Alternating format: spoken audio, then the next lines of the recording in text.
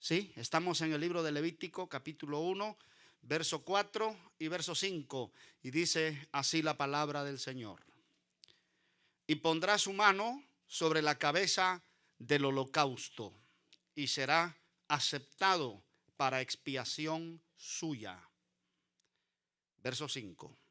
Entonces degollará el becerro en la presencia de Jehová, y los sacerdotes, hijos de Aarón, ofrecerán la sangre y la rociarán alrededor sobre el altar, el cual está a la puerta del tabernáculo de reunión. Gracias a Dios. Oremos. En el nombre de Jesús, Padre, te damos las gracias por tu gran amor y tu misericordia. Gracias por ser tan bueno con nosotros, tan compasivo. Gracias por esta mañana, porque nos das la vida. Nos permites estar aquí para darte culto, Señor. Gracias por la comunión que nos permites tener como pueblo tuyo que somos. Gracias. Sigue bendiciéndonos en el nombre de Jesús. Amén. Gracias, hermanos. Tomen su silla, por favor.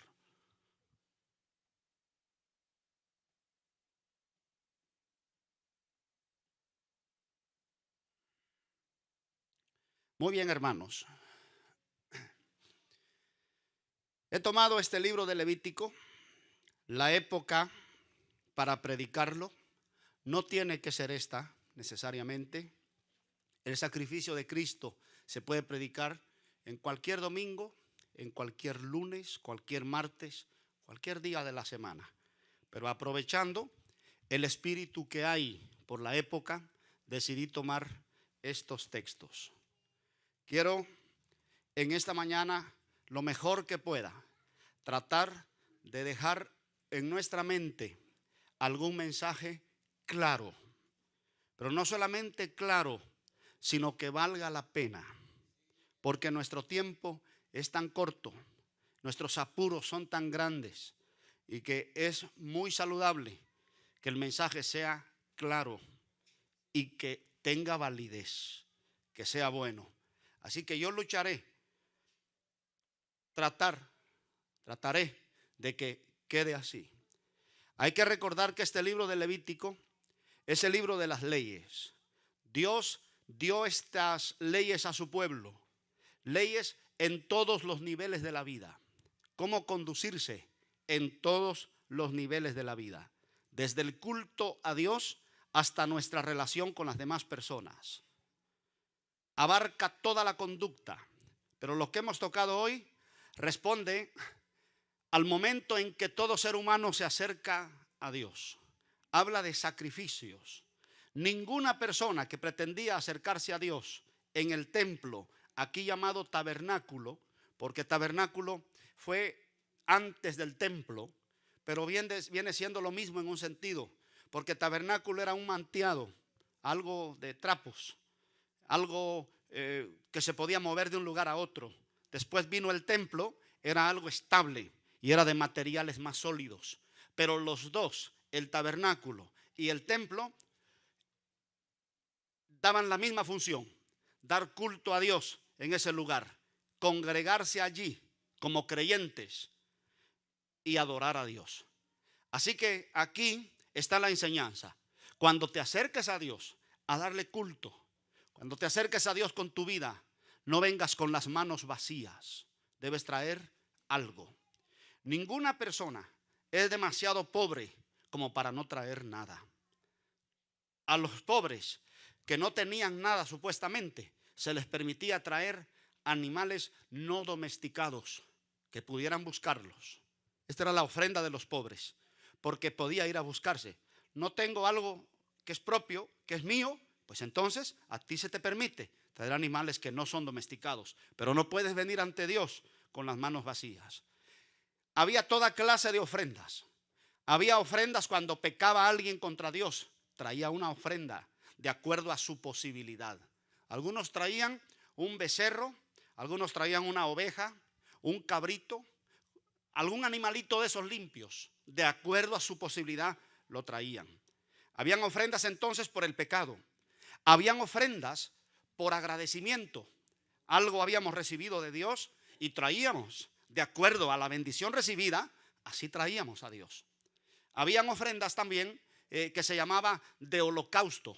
Esta ofrenda, diferente a las otras, que en las otras ofrendas alguna parte de la carne quedaba para el sacerdote, para el ministerio, otra parte quedaba para el que la ofrecía, otra parte se quemaba ante Dios, se dividía esta ofrenda. Pero había una ofrenda que se llamaba holocausto. Esta ofrenda se ofrecía a Dios completa, en fuego encendido. Completamente a Dios se quemaba toda. Y este es el caso aquí. Había ofrenda no solamente de carnes, de animales. Había ofrenda de vegetales. Así es. Se podían traer también ofrendas como tortas, comida. Hermano, Dios nos deja sin excusa. De acuerdo a lo que tenemos, eso debemos traer a Dios. Ahora, hay que notar, y es lo que quiero en esta mañana, que los sacrificios que a Dios se ofrecían tienen una enseñanza muy grande en relación a nuestra salvación, a la época de hoy. Todo esto decía que necesitamos venir con un sacrificio ante Dios, porque no tenemos justicia propia, porque no tenemos la moral. Ningún ser humano tiene la moral para acercarse a Dios por su propia cuenta. No importa cuántas penitencias haga, tiene que traer un sacrificio. Es más, el tabernáculo estaba diseñado, y luego después el templo estaba diseñado de la siguiente manera. Para ilustrarlo mejor, voy a decir que todo el altar es el tabernáculo o templo, es lo mismo. Luego está el patio. Ustedes ven ese recipiente que está ahí, vamos a suponer que es la fuente de bronce. En esa fuente de bronce había agua. Antes de entrar al templo había que lavarse las manos y los pies. El que no lo hiciera de los sacerdotes moría al entrar al templo, porque en el camino recogemos sucio todos los días y nos manchamos en el diario vivir, y había que limpiarse. Por eso cuando los discípulos le dijeron al Señor, enséñanos a orar, dijo: cuando oren digan: Padre nuestro que estás en los cielos, santificado sea tu nombre, venga tu reino, hágase tu voluntad, así como en el cielo se hace, que así se haga en la tierra. El pan nuestro de cada día dánoslo hoy, y perdona nuestros pecados. Esta es la oración de un creyente. Un creyente peca todos los días, peca a cada rato. Fue libre del pecado, pero peca. El pecado no es su señor, pero peca todos los días. Entonces, eso indicaba la fuente de bronce antes de entrar al templo. Ahora, antes de la fuente de bronce, escuche esto, estaba un altar mucho más afuera. Una persona inmediatamente se disponía a entrar al templo y encontraba, lo primero que encontraba era un altar, conocido como el altar del sacrificio. En aquel altar había que ofrecerse eso mismo, un sacrificio. No se podía continuar, nadie podía continuar si sobre aquel altar no presentaba su sacrificio. Estaba fuera. Esto nos recuerda a nosotros el sacrificio de Cristo. El sacrificio de Cristo fue fuera. Antes de acercarnos a Dios hay que pasar por Cristo. ¿Fuera de dónde fue el sacrificio de Cristo? Fuera de la ciudad de Jerusalén, en el monte de la Calavera, allá fuera en el monte. Allí estaba el altar donde fue ofrecido. La sangre de Cristo me limpió de todos mis pecados para siempre, me perdonó, porque Cristo tomó mi lugar. Entonces, lo primero con lo que yo choco al entrar al templo judío es el altar. En ese altar Cristo fue ofrecido, en este caso en el madero, fuera. Entro por Cristo. Una vez Cristo me perdonó, yo he nacido de nuevo. Él me limpió con su sangre, pero sigo caminando a la comunión con el Señor y me encuentro con la fuente de bronce que me recuerda: aunque Cristo te limpió y Cristo te lavó, todos los días cometes pecados, así que lávate y sigue hacia adentro. Ese era el diseño más o menos. Y luego dentro del templo habían otras cosas, pero allí se traía el sacrificio. Ese sacrificio decía varias cosas cuando el hombre o la mujer se acercaban a Dios. Primero, que no se podía ofrecer cualquier cosa. No se podía. A Dios había que ofrecerle algo perfecto, porque eso lo exige Dios. Perfecto, lo mejor, lo más delicado, lo mejor escogido. Ningún animal cojo, tuerto o ciego o enfermo de cualquier otra condición podía ser ofrecido a Dios. Ningún animal. Tenía que estar completamente sano, entero y en buenas condiciones. Así que el judío pasaba por todo un examen del animalito, desde las patas hasta la cabeza y todo el cuerpo, y examinándolo bien, porque Dios no le iba a tolerar un sacrificio imperfecto. A Dios se le da culto en la enseñanza con delicadeza, lo mejor para el Señor. A Dios se le ofrece de calidad, de todo corazón. Ante el Señor no hay exhibicionismo. Ante Dios hay culto a Dios. Y este era el trabajo, una inspección tremenda. ¿Recuerdan ustedes que en el templo habían ventas? Era por esto. 3 veces al año Israel, todo Israel, no importa en qué rincón de la tierra viviera un judío, tenía que ir a Jerusalén, porque allí estaba el templo y traía animales para el sacrificio. Pero como los viajes eran largos, 100 kilómetros, no habían los medios de transporte que hoy hay. Para llevar el animalito desde larga distancia, podía lastimarse y llegar imperfecto. Entonces se lo vendían en el templo para que allí pudiera sacrificarlo a su Dios. Perfecto, perfecto. Muy bien. Cristo Jesús, dijo Juan el Bautista, es nuestro Cordero. Él murió para salvarnos. Pero antes de llegar allí, quiero que veamos algo. Y está en nuestro texto, Levítico. Ya comprendimos un poco el diseño. Ahora vamos a ver todo el proceso. Y pondrá su mano, dice aquí, y pondrá su mano sobre la cabeza del holocausto y será aceptado para expiación suya. Muy bien. Pondrá su mano sobre la cabeza. Allá está el que va a dar culto a Dios. Pone sus manos sobre la cabeza de aquel animal que va a ofrecer a Dios. Esto significa confesión. Confieso que no puedo acercarme a Dios sin nada, con méritos propios, no puedo. A través de este cordero me acerco a Dios. Confieso mi impotencia. Si Dios me viera y lo viera a usted tal como usted es, no lo acepta. No lo acepta. Así como no aceptaba a esta persona con las manos vacías, si no traía un sacrificio en sus manos, no lo aceptaba Dios. Esa es la enseñanza en el Antiguo Testamento. No te acepto si no traes un sacrificio. Entonces, Dios nos ve hoy a nosotros y no nos acepta tampoco si no traemos un sacrificio. Debemos traer un sacrificio. Pero este sacrificio no es un sacrificio de penitencias. No es un sacrificio de molernos nosotros mismos, de lastimarnos. No, porque no tenemos la dignidad para hacerlo.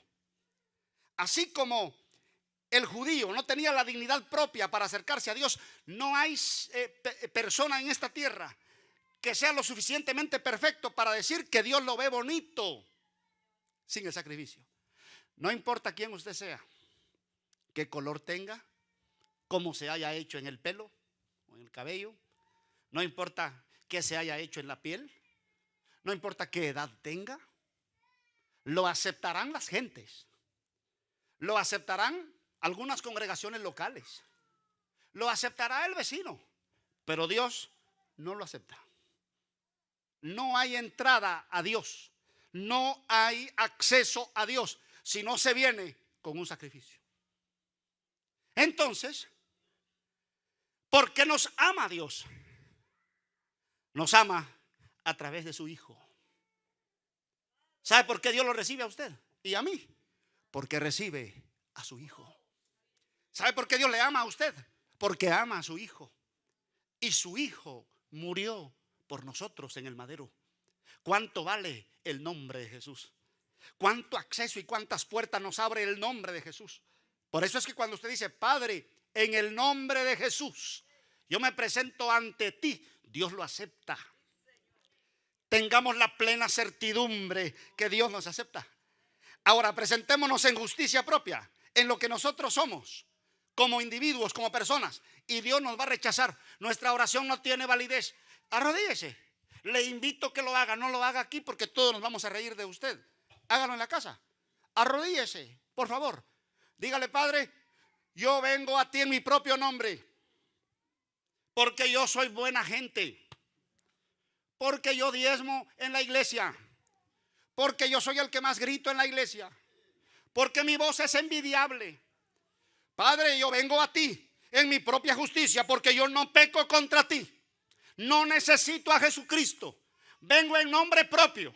Escúchame, Padre.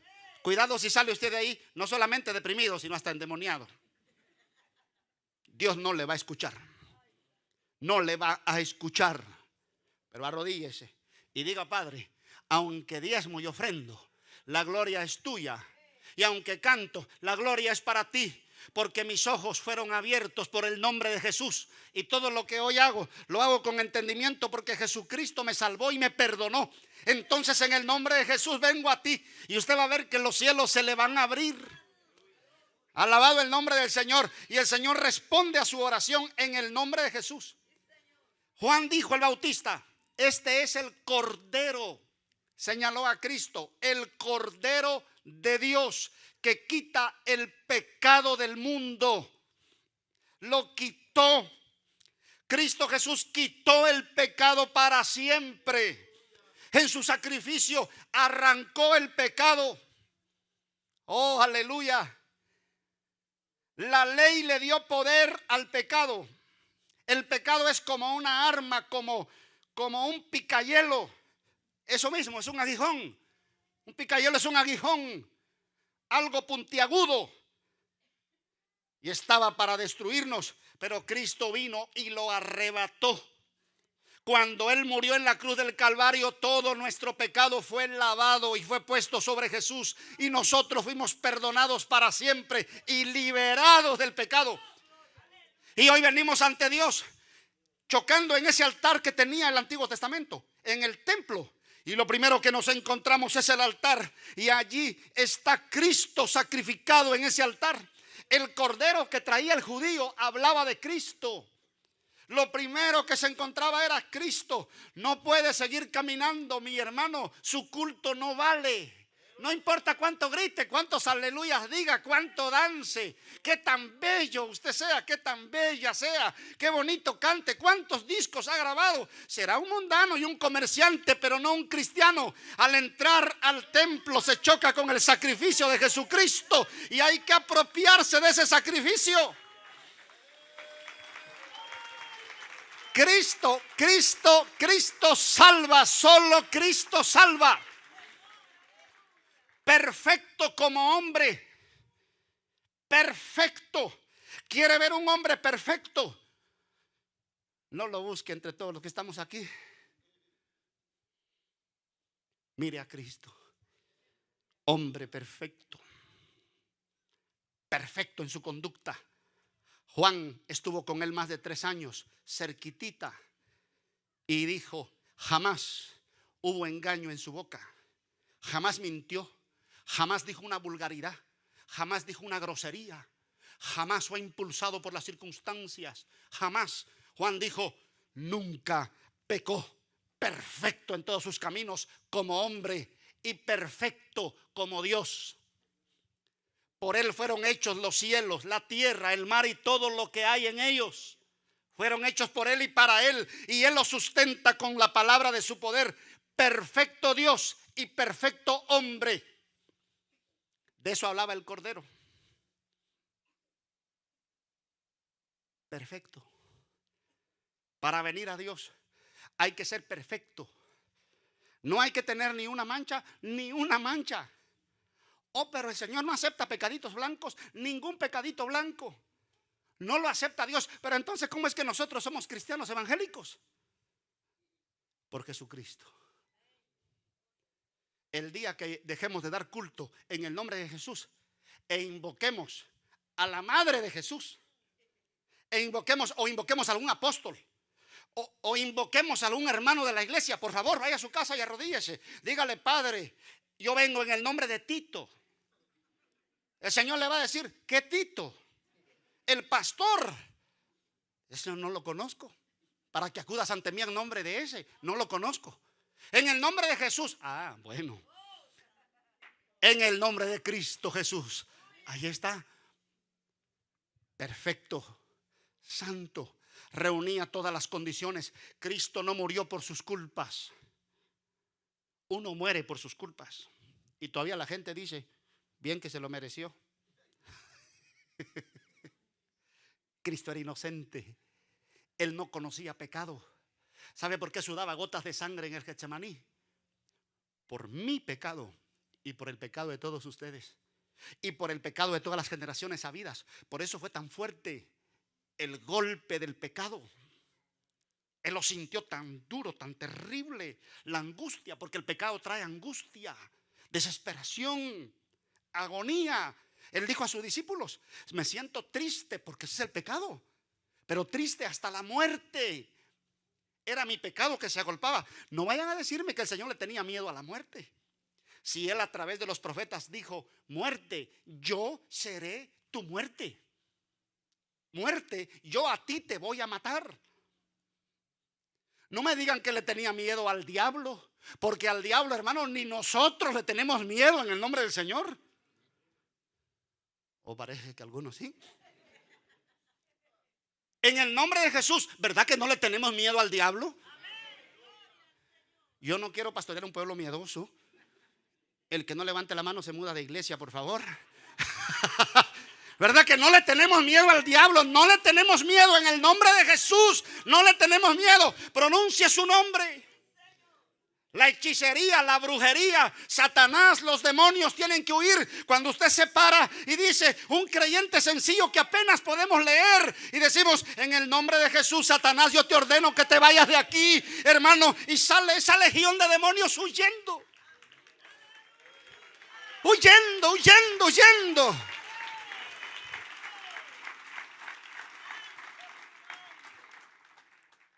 Recuerdo hace un tiempo una jovencita que no llegaba a 20 años, destruyéndola a Satanás, pero destruyéndola ante mis ojos. Sus ojos se volvían como dos pedazos de carne roja y se arrastraba delante de mí y del padre y de la madre. Una jovencita. Y decía blasfemias, decía unas cosas horribles, se desfiguraba, la piel nuestra sentía transformarse, un poder terrible. Pero le dije al papá y a la mamá: quédense aquí, vamos a sostenerla y empecemos a reprender a ese demonio que está dentro de ella. Y empezamos en el nombre de Jesús. Aquella mujer se nos soltaba de las manos y se retorcía en el suelo. En el nombre de Jesús, deja libre a esta joven, porque es creación de nuestro Dios y no puedes poseerla. Sal de ella ahora mismo. Aquel demonio la lanzaba contra las paredes, pero en un momento quedó en el piso inmóvil y dijo: mamá, ¿dónde estoy? Inténtelo. Inténtelo. En el nombre de Jesús se sujetan los demonios. En el nombre de Jesús somos libres. Por su sacrificio en la cruz del Calvario soy libre. Tengo el cielo como herencia. Ah, pero ¿y qué es lo que tú te crees? ¿Que vas al cielo? ¿Te crees tan santo y tan perfecto? No.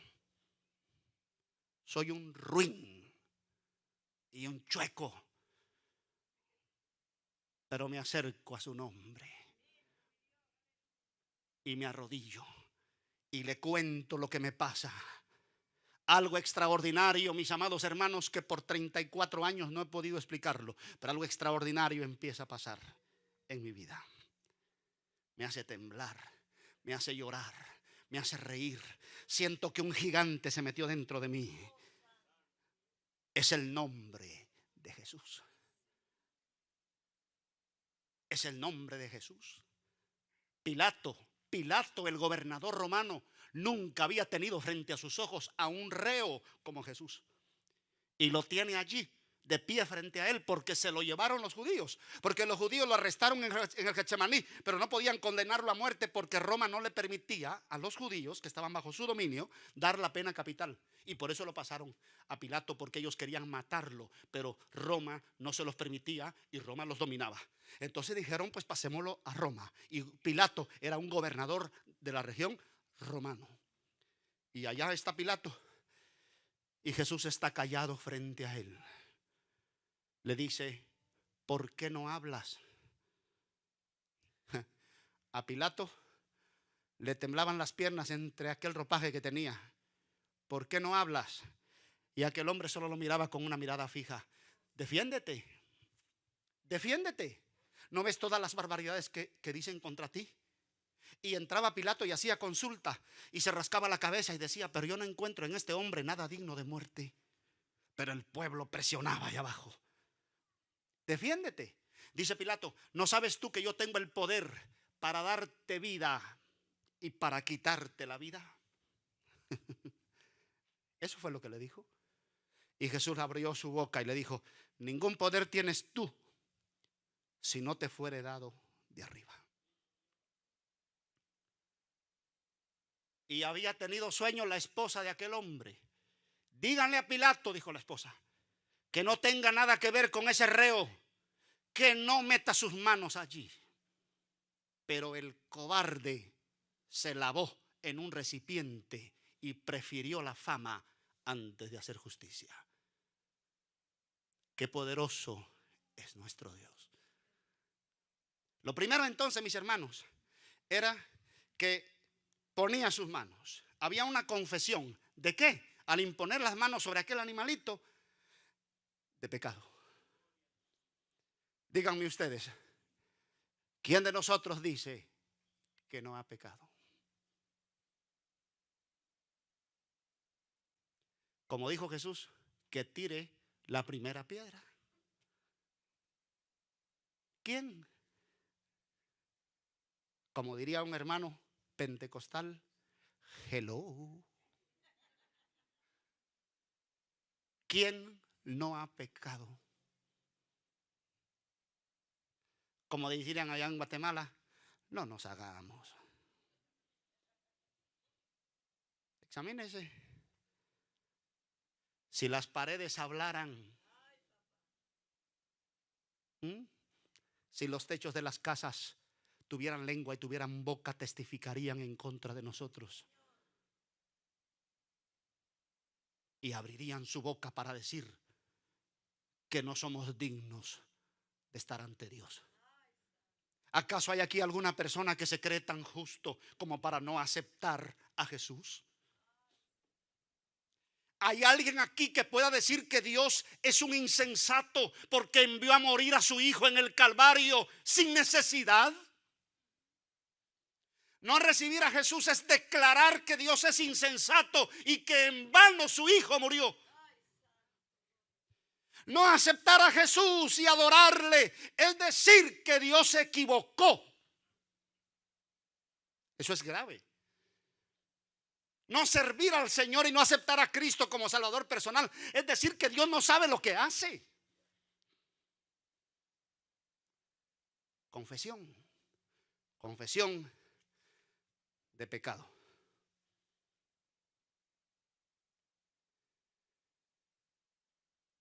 Testigos en contra nuestra, porque yo no puedo guardar por sí mismo la ley de Dios. No puedo. Necesito a Cristo. Yo no puedo limpiar mis propios pecados. Trate de limpiar sus pecados, hermano. Trate de traer paz a su corazón, por favor. Vaya a la casa, báñese bien con piedra pom. Es muy conocida en Centroamérica. Si yo hubiera sabido el comercio que esas cosas tienen, hermano, yo las he visto en las farmacias. Venden esa piedra para rasparse. Con estropajo, con las uñas arrancándose los pedazos de toda la mugre que se va pegando en el camino.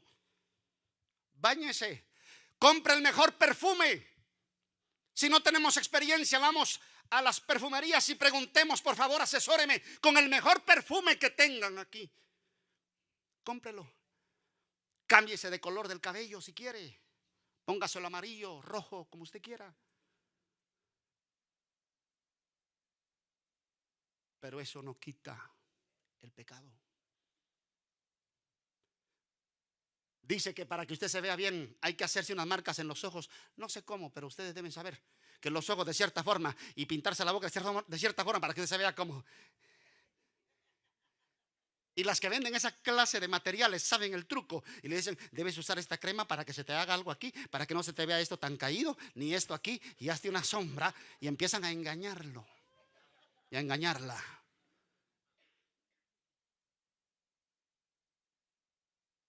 Va adentro limpiar el pecado. Yo no puedo perdonarlo. Yo no puedo perdonarlo. No hay líder religioso. El líder religioso que se atribuya perdonar pecados es un impostor, es un falso, es uno que merece ser enfrentado, porque está tomando el lugar de Dios, está usurpando el lugar divino. No le corresponde. Nadie. Venga, bese el altar. Bese, comience desde allá, bese cada monitor, porque como aquí no tenemos imágenes. Bese el púlpito, bese. Los micrófonos no se los aconsejo.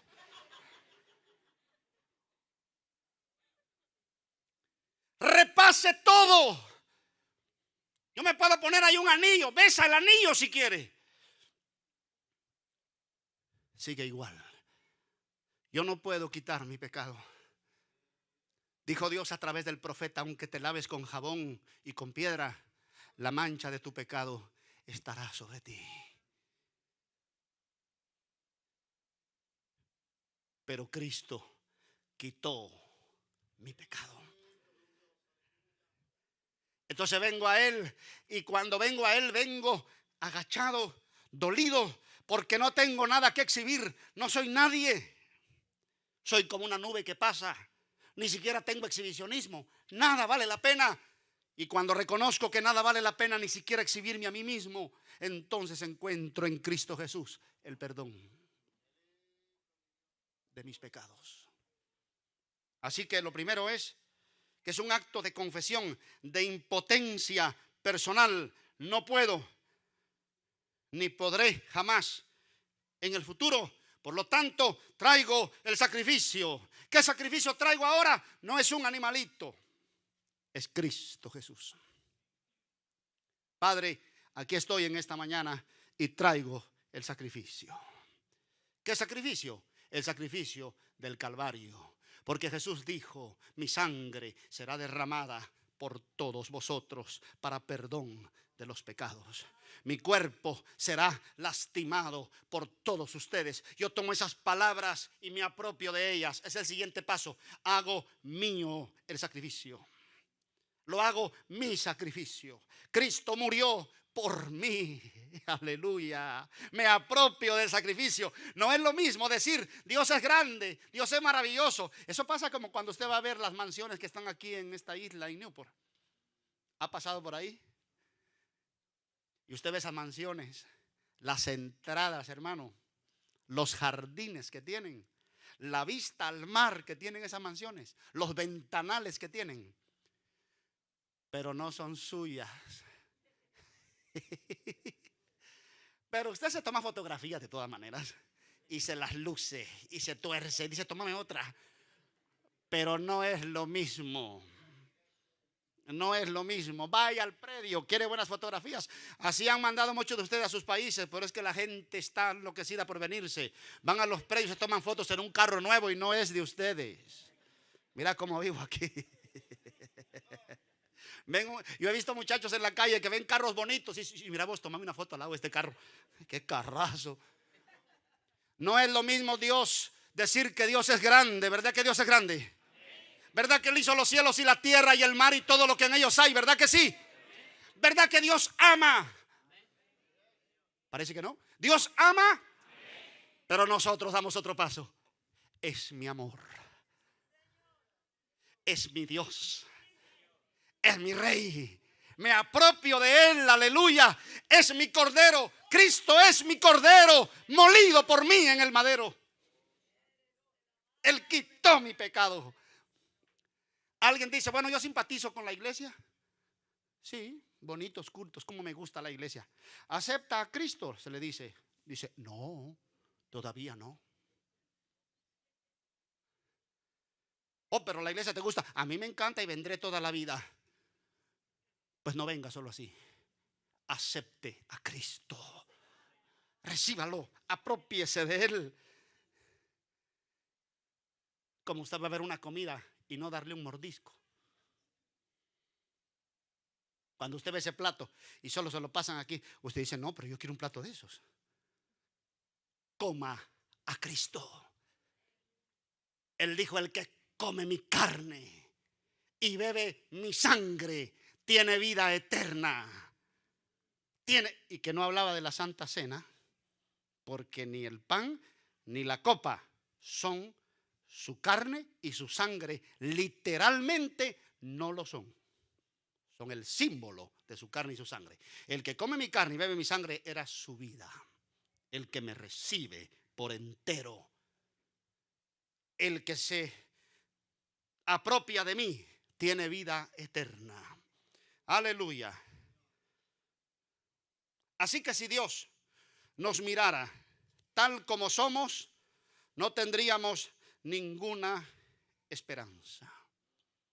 ¿Y sabe qué? Dios es Dios. Y nosotros, si no traemos el sacrificio de Cristo y nos vamos al infierno, Dios es Dios.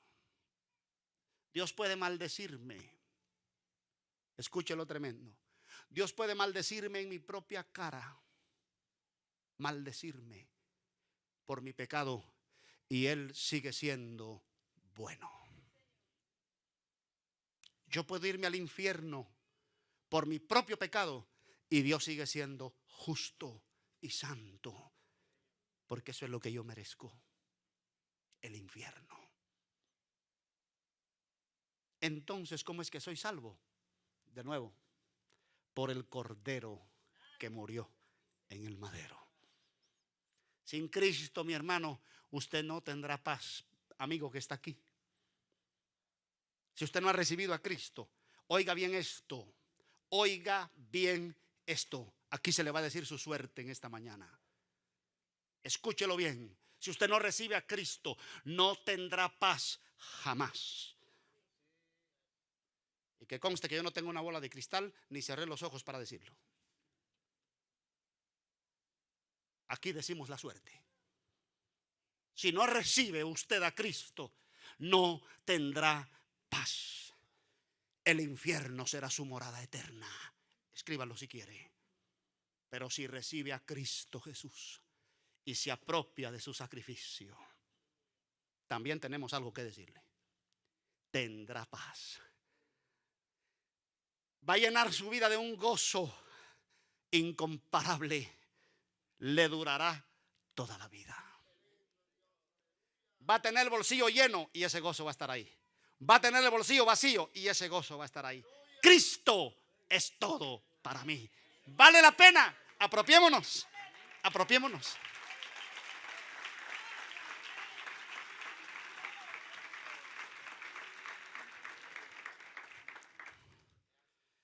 La víctima, a manera de conclusión, que hay mucho que decir aquí, pero no podemos. La víctima caía en el polvo retorciendo, sangrando y muriéndose. En aquel altar, entre el polvo, agonizaba y se batía entre la vida y la muerte aquel animalito. Así es. El que la traía estaba diciendo con eso, eso era lo que yo merecía. Retorcerme en la muerte, en el polvo, ser castigado de esa manera. Reconocía que la muerte tenía que cumplirse en él por cuanto es un pecador. Entonces, repito, no importa lo que nos pase de allá en adelante, lo merecemos porque eso dice el Cordero que hemos ofrecido. Cuando Cristo fue despreciado, abofeteado, desnudado en público, escupido, y cuando Cristo se desfiguró en el madero, porque su muerte fue terrible, dice el profeta que no hubo en él atractivo. Su muerte no es como la muerte nuestra, que el hermano, la hermana o el cónyuge nos cierra los ojos y nos ayuda cuando hemos muerto y nos tapan la cara porque estamos muertos. En nuestra muerte hay reverencia, y los que se acercan, si el ataúd está cerrado, se detienen un momento como memoria y como una reflexión frente a aquel ataúd que guarda un cuerpo muerto. O si está abierto, nos van a ver a la cara y vamos a estar ahí acostados muertos, y con respeto y con reverencia la persona se queda de pie un momento allí. La muerte de Cristo no fue así. Se le faltó el respeto en la hora más privada que un ser humano pueda tener. Entre risas y burlas agonizaba. Era el desprecio, era el pecado, era la maldición de todos los seres humanos. Esa horrenda muerte la merecía usted y yo. Terrible, terrible. Cristo viene y toma nuestro lugar en aquel madero. Él tomó mi lugar. Yo me apropio de ese sacrificio. ¿Y sabe qué digo? En Cristo yo también fui crucificado. Tengo que aceptarlo. Tengo que aceptarlo, porque si no me pierdo eternamente. Tengo que tomarme de aquel sacrificio y decir: en Cristo Jesús yo también morí. Pablo dijo: crucificado estoy con Cristo Jesús. Lo que está diciendo es: cuando clavaron a Cristo, me clavaron a mí. Mi vida estaba allí. Cuando Él murió al pecado, murió por mí, así que yo muerto estoy al pecado en aquel madero por Cristo Jesús. Tomo eso y me apropio. Apropiese del sacrificio de Cristo, porque es lo único que le queda. Vamos en un mar turbulento. La vida presenta tantas cosas. A veces las olas que vienen son de 20 pies de altura. Estamos en un mundo de grandes torbellinos y huracanes. El dinero no podrá salvarnos. ¿Qué recompensa dará el hombre por su vida? Yo he visto gente trabajar toda su vida, día y noche, para alcanzar metas, y cuando las alcanzan a los 2 años mueren. Allí están sus riquezas guardadas en los bancos.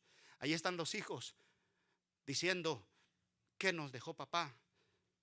Una buena cantidad de dinero, pero no nos dejaron la comunión con Dios, la herencia que lleva a la eternidad. Saque un tiempo para Dios. Acéptele como su salvador personal. Agárrese del único bote salvavidas que hay. No hay otro. No confíe en su dinero porque se va a hundir. No confíe en su justicia propia porque se va a hundir. No confíe en que usted no es pecador porque se va a hundir y va a ser muy tarde. Entre a ese barco que es Cristo Jesús y sálvese. Acéptelo y recíbalo. Aleluya. Gracias, hermanos, por su atención. Quiero que cerremos nuestros ojos un momento. Muchas gracias.